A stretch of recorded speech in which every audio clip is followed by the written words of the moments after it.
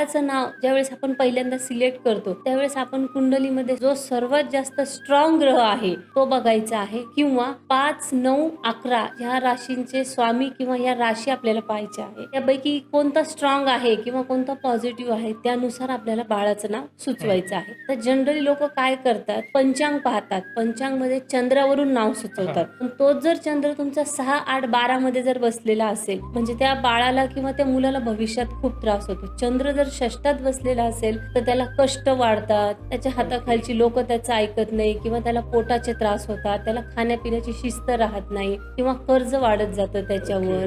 आणि जर तोच चंद्र अष्टमात बसलेला असेल म्हणजे 8व्या घरात बसलेला असेल कुंडलीच्या, तर त्याला वेगवेगळे मानसिक त्रास होतात, वेगवेगळे डिसऑर्डर होतात, फोबिया होतो किंवा एन्झायटी होते, म्हणजे सतत डीप थिंकिंग असतं त्याचं, ओव्हर थिंकिंग असतं. आणि तोच जर चंद्र 12व्या घरात असेल तर ती व्यक्ती सतत कन्फ्यूज असते,